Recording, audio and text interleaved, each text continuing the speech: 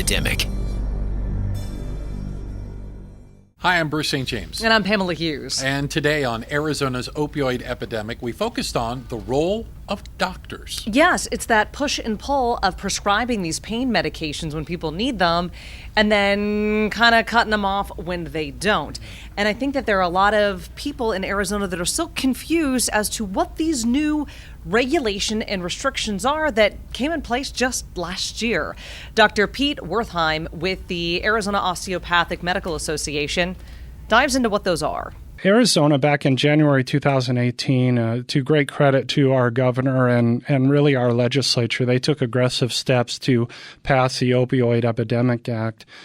Subsequent to that, there was also been 5 to 6 laws that have passed to refine that. But really, this gets to kind of shutting off the unhealthy practices, so to speak. And the initial fill limits have been limited to 5 days for new prescriptions.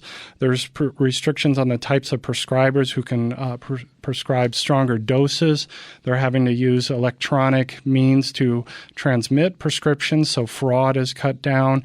And there's regulating pain management clinics. There's a whole host of other reforms. And all of these things, it takes a while for an industry to adapt to such sudden change. But, I really commend the aggressive moves. And it's really been an open hand and not a closed fist approach to these laws. And we're appreciative of that. And that'll make for people embracing them more holistically. We also talked to Mr. Wertheim about the struggle that physicians are having, trying to adapt to new laws, new regulations, and how some of them are shying away completely from opioids and how that might impact their patients. I've received calls from some doctors really misunderstanding the law, but we want to make it very clear and through our communications and have that it's perfectly okay for a doctor to prescribe a pain medication.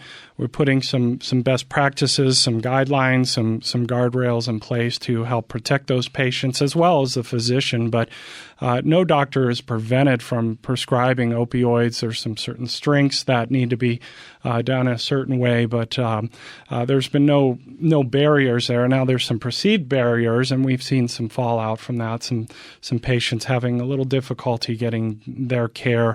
There is an opioid assistance referral line known as the OR line that's set up. So that's been very helpful in this state. We're hoping more people will use that. That's for both providers and patients if they're having issues trying to get access to care, whether it be to pain management care or non-opioid pain management, that sort of thing. This is a helpful resource. But there are patients out there that are battling chronic pain that truly need these medications, and some of them, we're hearing, are struggling to get them. Yeah.